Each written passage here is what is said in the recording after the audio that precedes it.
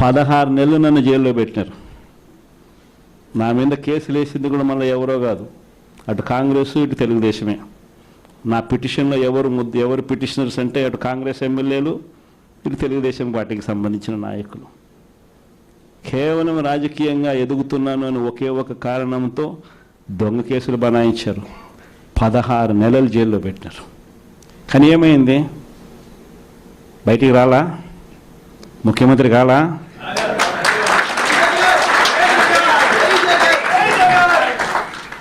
ప్రతి ఒక్కరు ఇది గుర్తుపెట్టుకోండి. ఎవరికైనా ఇంతే. మహా చేస్తే వీళ్ళు ఏం చేయగలుగుతారు? దొంగ కేసులు పెడతారు, కాదండంలా బెదిరిస్తారు, కాదండంలా మహా అయితే 3 నెలలు లోపల వేస్తారు, అది కాదండంలా. కానీ ఏం చేస్తారు? 3 నెలల తర్వాత మళ్ళా వస్తాం, రెట్టించిన ఉత్సాహంతో మళ్ళా పనిచేస్తాం. ఎవరెవరైతే మిమ్మల్ని జైల్లో పెట్టే కార్యక్రమం ఎవరెవరైతే చేస్తారో, మంచి చేసిన వాళ్ళని గుర్తుపెట్టుకోండి, చెడు చేసిన వాడిని గుర్తుపెట్టుకోండి. ఇద్దరిని గుర్తుపెట్టుకోమని చెప్తాను. ఊరికే చూస్తూ ఊరుకోం. వైఎస్ఆర్ కాంగ్రెస్ పార్టీ బ్రతుకుతుంది. వైఎస్ఆర్ కాంగ్రెస్ పార్టీ ఈ రాష్ట్రాన్ని ఏలుతుంది అని కూడా ఈ సందర్భంగా చెప్తాను. మరో 30 సంవత్సరాలు ఏళ్తామని కూడా ఈ సందర్భంగా కూడా మరి గట్టిగా కూడా చెప్తాను. కాబట్టి ఎవరు కూడా వైఎస్ఆర్ కాంగ్రెస్ పార్టీకి సంబంధించిన ఏ కార్యకర్త వెంటికి కూడా పీకలేడు అని చెప్పి కూడా ఈ సందర్భంగా చెప్తాను. ఇది ప్రతి ఒక్కరూ గుర్తుపెట్టుకోండి, ఒక్కడే గుర్తుపెట్టుకోండి. ఈసారి జగనన్న 2.0 కొంచెం వేరుగా కూడా ఉంటుంది. ఈసారి జగనన్న 2.0 కార్యకర్త కోసం ఎలా పనిచేస్తుందో కూడా చూపిస్తుంది. ఇది మాత్రం నేను ఖచ్చితంగా చెప్తా ఉన్నా. ఎందుకనంటే జగనన్న 1.0లో బహుశా కార్యకర్తలకు నేను అంత గొప్పగా బహుశా చేయలేకపోయి ఉండొచ్చేమో. ప్రతి పథకము ప్రతి విషయంలోనూ కూడా మొట్టమొదటిగా ప్రజలే గుర్తుకొచ్చారు. ప్రజలకు మంచి చేయడం కోసమే నా టైం కేటాయించా, నా తాపత్రయపడ్డ ప్రతి విషయంలోనూ దానికోసమే అడుగులు వేశా. కానీ జగనన్న 2.0కి వచ్చేసరికి మాత్రం చంద్రబాబు నాయుడు కార్యకర్తలకు పెడతా ఉన్న ఇబ్బందులు చూసా, కార్యకర్తలు పడతా ఉన్న అవస్థలు చూసా, కార్యకర్తలు పడతా ఉన్న బాధను గమనించా. వీళ్ళ కోసం గట్టిగా మీ జగనన్న ఉంటాడని సందర్భంగా గట్టిగా చెప్తాను.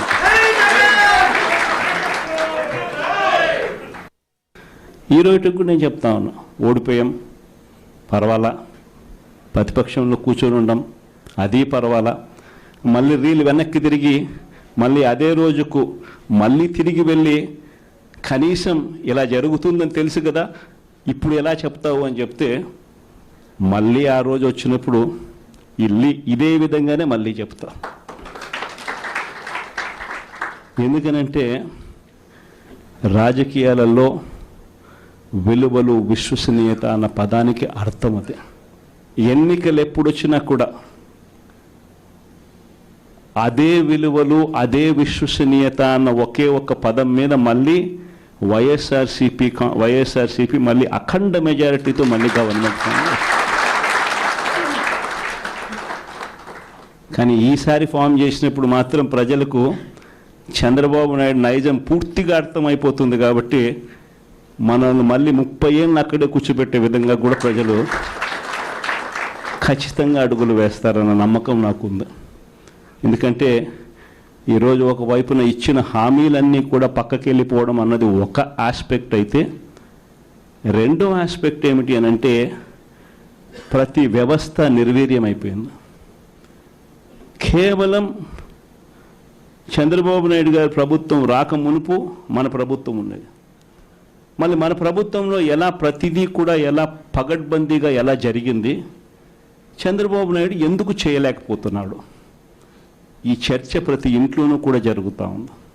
ప్రతి పథకము కూడా ట్రాన్స్పరెంట్గా పారదర్శకంగా ప్రతి ఇంటికి చేర్చే పరిస్థితి నుంచి ఈరోజు అన్ని కొలాప్స్. కేవలం 9 నెలలు ఒకవైపున వ్యవస్థలన్నీ కొలాప్స్, మరోవైపున ఏది చూసినా స్కామే. ఏ గ్రామంలో చూసినా బెల్ట్ షాపులు. ఎమ్మెల్యే దగ్గరుండి ఆక్షన్ పాడిస్తూ ఉన్నాడు. 2 లక్షల 3 లక్షల నీ ఇష్టం. ఆ 2 లక్షలు కట్టడానికి పోలీసులు సపోర్ట్ చేస్తారు, దగ్గరుండి మద్యం అమ్మేట్టుగా. ఎంఆర్పి రేటుకు వాళ్ళు కొనుక్కుంటారు, ఎంఆర్పి రేటు ప్లస్ వీళ్ళ ప్రాఫిట్ వేసుకొని వాళ్ళు అమ్ముతారు. ఏ గ్రామంలో చూసినా కూడా, ఏ బంకులో కూడా ఈరోజు మద్యమే కనిపిస్తూ ఉంది. మొట్టమొదటిసారిగా గవర్నమెంట్ నడుపుతా ఉన్న మద్యం షాపులు తీసేసి ప్రైవేట్ వాళ్ళని తీసుకొచ్చేసినారు. ఇసుక ఎక్కడ పడితే అక్కడ డబుల్ ద రేటుకి అమ్ముతూ ఉన్నారు. ప్రతి నియోజకవర్గంలోని పేకాట క్లబ్బులు ఎక్కడ పడితే అక్కడ కనిపిస్తూ ఉన్నాయి. ప్రతి నియోజకవర్గంలో ఏ పని జరగాలన్నా కూడా, ఫ్యాక్టరీ నడపాలన్నా, ఆ నియోజకవర్గంలో మైన్ ఒకవేళ చేస్తూ ఉంటే చేసుకోవాలన్నా, ఏదైనా కూడా నాకింత నీకింత అని ఎమ్మెల్యే దగ్గర నుంచి మొదలైతే చంద్రబాబు నాయుడు దాకా పంచుకోవడాలి. ఇవన్నీ కూడా ఏ స్థాయిలో జరుగుతూ ఉన్నాయనంటే, నిజంగా ఈరోజు వైఎస్ఆర్సీపీ పార్టీ కానీ, వైఎస్ఆర్సీపీ ఎమ్మెల్యేలు కానీ ఈరోజు నిజంగా చాలా మంచోళ్ళ కింద కనిపిస్తూ ఉన్నారు. ప్రజలకు ఆ స్థాయిలో కేవలం 9 నెలల కాలంలోనే ఇంత దారుణంగా పడిపోయినాయి. ఇవన్నీ కూడా ఎందుకు నేను చెప్తా ఉన్నాను అనంటే, ఈరోజు కష్టాలు అనేటివి వస్తాయి. ప్రతిపక్షంలో ఉన్నప్పుడు, రాజకీయాలలో మరీ ముఖ్యంగా ఉన్నప్పుడు ప్రతి ఒక్కరూ కూడా ఒక్కటే గుర్తుపెట్టుకోవాలి, కష్టం రానిదే సుఖం రాదు. ప్రతి మనిషి జీవితంలో కూడా కష్టాలు సుఖాలు అనేది పార్ట్ అండ్ పార్సల్. ప్రతిపక్షంలో ఉన్నప్పుడు మన కష్టాలు కనిపిస్తాయి, కానీ ఆ ప్రతిపక్షంలో ఉన్నప్పుడు, ఆ కష్టాలలో వచ్చినప్పుడు మనం ఆ కష్టాలను ఎలా ఎదుర్కొంటాం అన్నది మనల్ని లీడర్లు చేస్తాయి. కష్టం వచ్చినప్పుడు మన క్యారెక్టర్ను మనం అమ్మేసుకుంటే, మన వ్యక్తిత్వాన్ని మనం అమ్మేసుకుంటే, ఒక్కసారి బాటిల్లో ఉన్న నీళ్ళు బాటిల్లో ఉంటే బాటిల్లో నీళ్ళు తాగుతాం. బాటిల్లో ఉన్న నీళ్ళు ఒక్కసారి ఇలా పడేసినామనంటే భూమిలోకి పడిపోతాయి, మళ్ళీ ఏరుకోలేం. క్యారెక్టర్ కూడా అలాంటిదే. ఒక్కసారి విడిచిపెట్టేసినాము అనంటే మళ్ళీ దాన్ని ఏరుకోలేం. ప్రజల్లో చులకనవుతాం, ప్రజల్లో పలచనవుతాం. ఇది ప్రతి ఒక్కరూ కూడా గుర్తుపెట్టుకోండి. కష్టాలన్నిటివి ఎల్లకాలం ఉండవు. ఎవరికి ఏ కష్టం వచ్చినా కూడా నా కథ గుర్తు తెచ్చుకోండి. 16 నెలలు నన్ను జైల్లో పెట్టినారు. నా మీద కేసులు వేసింది కూడా మళ్ళీ ఎవరో కాదు, అటు కాంగ్రెస్ ఇటు తెలుగుదేశమే. నా ఎవరు పిటిషనర్స్ అంటే అటు కాంగ్రెస్ ఎమ్మెల్యేలు, ఇటు తెలుగుదేశం పార్టీకి సంబంధించిన నాయకులు. కేవలం రాజకీయంగా ఎదుగుతున్నాను అని ఒకే ఒక కారణంతో దొంగ కేసులు బనాయించారు. 16 నెలలు జైల్లో పెట్టినారు. కానీ ఏమైంది? బయటికి రాలా? ముఖ్యమంత్రి కాలా?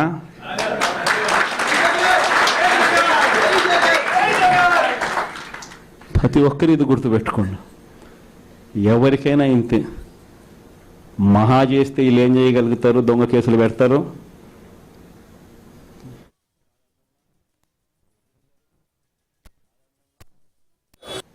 విజయవాడ లాంటి కార్పొరేషన్లో కూడా 49 స్థానాలు మనం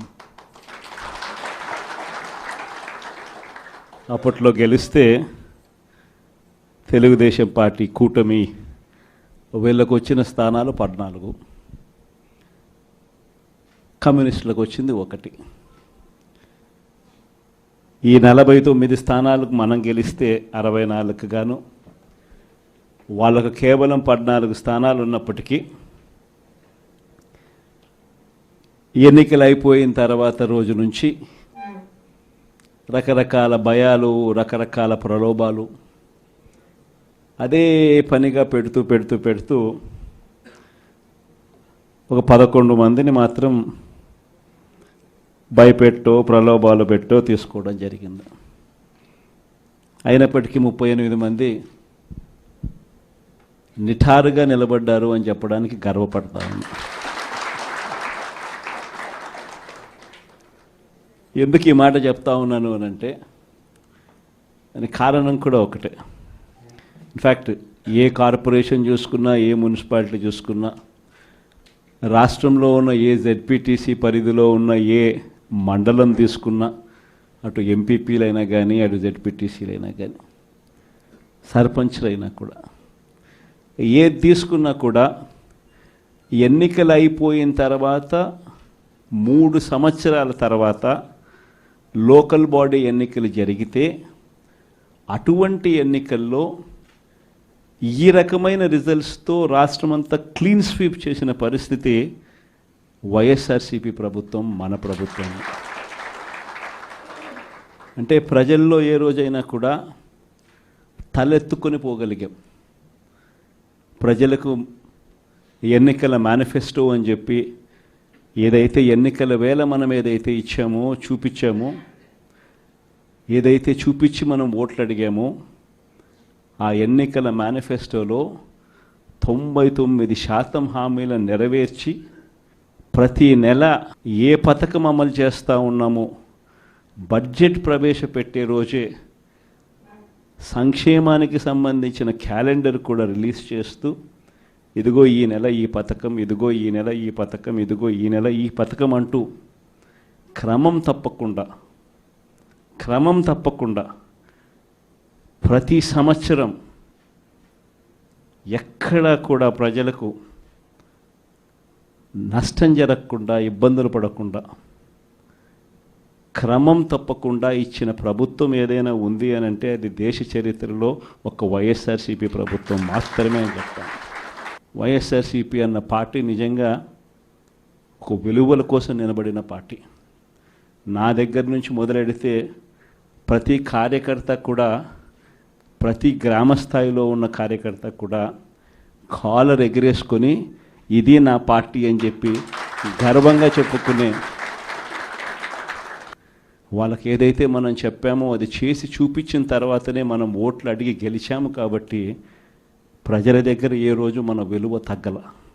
కానీ ఎన్నికలైన 9 నెలలు కూడా తిరక్క మునిపే ఈరోజు ఏ తెలుగుదేశం పార్టీ కార్యకర్త కూడా గడప గడప అంటూ ప్రజల ఇళ్లకు వెళ్ళే పరిస్థితి ఏ ఒక్కరికి కూడా లేదు, ఎమ్మెల్యే దగ్గర నుంచి కార్యకర్త దాకా. కారణం, ఏ గడపకు వెళ్ళినా కూడా వీళ్ళు ఎన్నికలకు ముందు ఇచ్చిన వీళ్ళ మేనిఫెస్టో సూపర్ 6లు, సూపర్ 7లు ప్రజలు వీళ్ళకి ఇలా చూపించి, ఆ ఇంట్లో నుంచి ఒక చిన్న పిల్లాడు బయటకు వస్తాడు, నా 15,000 ఏమైంది అని అడుగుతాడు. ఆ ఇంట్లో నుంచి 2 పిల్లలున్నా, 3 పిల్లలున్నా ప్రతి పిల్లాడు బయటకు వచ్చి ఆ తెలుగుదేశం పార్టీ, ఇంటికి వచ్చిన తెలుగుదేశం పార్టీ నాయకుడిని, కార్యకర్తను ఆ పిల్లాడు కూడా ప్రశ్నిస్తాడు, నా 15,000 ఏమైంది అని. వీళ్ళింటికి పోయినప్పుడు ఆ పిల్లల తల్లులు ప్రశ్నిస్తారు, నా 18,000 ఏమైంది అని చెప్పి. 50 ఏళ్ళు నిండిన వాళ్ళు వచ్చి ప్రశ్నిస్తారు, నాకు 50 ఏళ్ళకే పెన్షన్ ఇస్తానన్నా నా 48,000 ఏమైంది అని చెప్పి. అదే ఇంట్లో 20 ఏళ్ళ పిల్లోడు,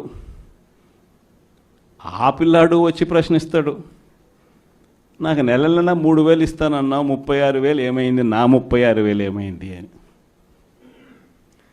అదే ఇంట్లో బహుశా విజయవాడలో కొంచెం రైతులు తక్కువేమో కానీ కొంచెం గ్రామీణ ప్రాంతాలకు పోతే రైతులు కూడా, కండువా వేసుకొని వచ్చే ప్రతి రైతు కూడా నా 20,000 సంగతి ఏమైంది అని అడుగుతాడు. ఇలా ఏ ఇంటికి వెళ్ళినా కూడా తెలుగుదేశం పార్టీ నాయకులకు కానీ, కార్యకర్తలకు కానీ ప్రజలకు సమాధానం చెప్పుకోలేని పరిస్థితిలో వాళ్ళు ఉన్నారు. ఎన్నికలప్పుడు ఏదైతే మాట చెప్పాడో ఆ రోజేమో మేము చెయ్యకపోతే మా కాలర్ పట్టుకోండి అని అన్నాడు. మరి ఈరోజు ప్రజలు కాలర్ పట్టుకుంటారేమో అని చెప్పి భయపడి రెడ్ బుక్ రాజ్యాంగం నడుపుతూ ఉన్నారు. ఈరోజు ఏమంటా ఉన్నారు, ఎన్నికలు అయిపోయిన 9 నెలల తర్వాత ఈరోజు ఏమంటా ఉన్నారు, సంపద సృష్టించడం ఎట్టనో నా చెవిలో చెప్తే నేను తెలుసుకుంటాను అంటున్నాను. వాస్తవాలు ఇదే మాటలు ఎన్నికలకు ముందు నేను చెప్పా. చంద్రబాబు నాయుడు నమ్మడం అంటే చంద్రముఖిని నిద్ర లేపడమే అని. ఇదే మాటలు నేను ఎన్నికలప్పుడు చెప్పిన. చంద్రబాబు నాయుడు నమ్మడం అంటే పులి నోట్లో తలబెట్టడమే అని చెప్పి ఇదే మాటలే నేను చెప్పా. మేనిఫెస్టో ప్రజెంటేషన్ చేసేటప్పుడు ఇక్కడ ఇలా నిలచుని ఇలా మేనిఫెస్టోని ఇలా చూపించా. మన మేనిఫెస్టోని ఇలా చూపిస్తూ వాళ్ళు చెప్పిన మేనిఫెస్టో హామీలను కూడా ఇలానే చూపిస్తూ చెప్పా. ఇది సాధ్యమయ్యేటి కాదయ్యా చంద్రబాబు నాయుడు చెప్పేటివి. రాష్ట్రానికి సంబంధించిన బడ్జెట్ ఇది, మనం చేస్తూ ఉన్న బటన్లు నొక్కే కార్యక్రమం ఇది, దీనికే ఇంత డబ్బు ఖర్చు అవుతుంది. మరి చంద్రబాబు నాయుడు ఏమో 1,72,000 కోట్లు సంవత్సరానికి అయ్యే ప్రతిపాదనలు ఆయన చెప్తా ఉన్నాడు. సూపర్ 6లు మోసము, సూపర్ 7లు మోసము అని చెప్పి చెబుతూ మనమేం చేయగలుగుతాము అన్నది కూడా ప్రజలకు అర్థమయ్యేట్టుగా కూడా మేనిఫెస్టో సందర్భంగా కూడా చెప్పడం జరిగింది. విజయవాడ లాంటి కార్పొరేషన్లో కూడా 49 స్థానాలు మనం అప్పట్లో గెలిస్తే తెలుగుదేశం పార్టీ కూటమి వీళ్ళకు వచ్చిన స్థానాలు 14, కమ్యూనిస్టులకు వచ్చింది 1. ఈ 49 స్థానాలకు మనం గెలిస్తే 64 గాను వాళ్ళకు కేవలం 14 స్థానాలు ఉన్నప్పటికీ ఎన్నికలు అయిపోయిన తర్వాత రోజు నుంచి రకరకాల భయాలు, రకరకాల ప్రలోభాలు అదే పనిగా పెడుతూ ఒక 11 మందిని మాత్రం భయపెట్టో ప్రలోభాలు పెట్టో తీసుకోవడం జరిగింది. అయినప్పటికీ 38 మంది నిఠారుగా నిలబడ్డారు అని చెప్పడానికి గర్వపడతాను. ఎందుకు ఈ మాట చెప్తా ఉన్నాను అని అంటే దానికి కారణం కూడా ఒకటే. ఇన్ఫ్యాక్ట్ ఏ కార్పొరేషన్ చూసుకున్నా, ఏ మున్సిపాలిటీ చూసుకున్నా, రాష్ట్రంలో ఉన్న ఏ జెడ్పీటీసీ పరిధిలో ఉన్న ఏ మండలం తీసుకున్నా, అటు ఎంపీపీలైనా కానీ అటు జెడ్పీటీసీలైనా కానీ సర్పంచ్లైనా కూడా ఏది తీసుకున్నా కూడా ఎన్నికలు అయిపోయిన తర్వాత 3 సంవత్సరాల తర్వాత లోకల్ బాడీ ఎన్నికలు జరిగితే అటువంటి ఎన్నికల్లో ఈ రకమైన రిజల్ట్స్తో రాష్ట్రమంతా క్లీన్ స్వీప్ చేసిన పరిస్థితి వైఎస్ఆర్సీపీ ప్రభుత్వం, మన ప్రభుత్వం. అంటే ప్రజల్లో ఏ రోజైనా కూడా తలెత్తుకొని పోగలిగాం. ప్రజలకు ఎన్నికల మేనిఫెస్టో అని చెప్పి ఏదైతే ఎన్నికల వేళ మనం ఏదైతే ఇచ్చామో, చూపించామో, ఏదైతే చూపించి మనం ఓట్లు అడిగామో ఆ ఎన్నికల మేనిఫెస్టోలో 99% హామీలను నెరవేర్చి ప్రతి నెల ఏ పథకం అమలు చేస్తూ ఉన్నామో బడ్జెట్ ప్రవేశపెట్టే రోజే సంక్షేమానికి సంబంధించిన క్యాలెండర్ కూడా రిలీజ్ చేస్తూ ఇదిగో ఈ నెల ఈ పథకం, ఇదిగో ఈ నెల ఈ పథకం, ఇదిగో ఈ నెల ఈ పథకం అంటూ క్రమం తప్పకుండా ప్రతి సంవత్సరం ఎక్కడా కూడా ప్రజలకు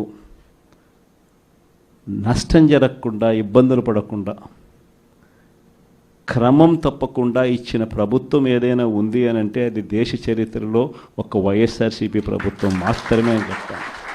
వైఎస్ఆర్సీపీ అన్న పార్టీ నిజంగా ఒక విలువల కోసం నిలబడిన పార్టీ.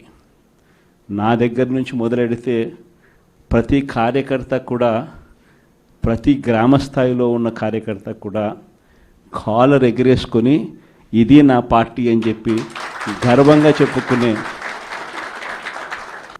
వాళ్ళకి ఏదైతే మనం చెప్పామో అది చేసి చూపించిన తర్వాతనే మనం ఓట్లు అడిగి గెలిచాము. కాబట్టి ప్రజల దగ్గర ఏ రోజు మన విలువ తగ్గల. కానీ ఎన్నికలైన 9 నెలలు కూడా తిరక్క మునిపే ఈరోజు ఏ తెలుగుదేశం పార్టీ కార్యకర్త కూడా గడప గడప అంటూ ప్రజల ఇళ్లకు వెళ్ళే పరిస్థితి ఏ ఒక్కరికి కూడా లేదు, ఎమ్మెల్యే దగ్గర నుంచి కార్యకర్త దాకా. కారణం ఏ గడపకు వెళ్ళినా కూడా వీళ్ళు ఎన్నికలకు ముందు ఇచ్చిన వీళ్ళ మేనిఫెస్టో సూపర్ 6లు సూపర్ 7లు ప్రజలు వీళ్ళకి ఇలా చూపించి ఆ ఇంట్లో నుంచి ఒక చిన్న పిల్లాడు బయటకు వస్తాడు, నా 15,000 ఏమైంది అని అడుగుతాడు.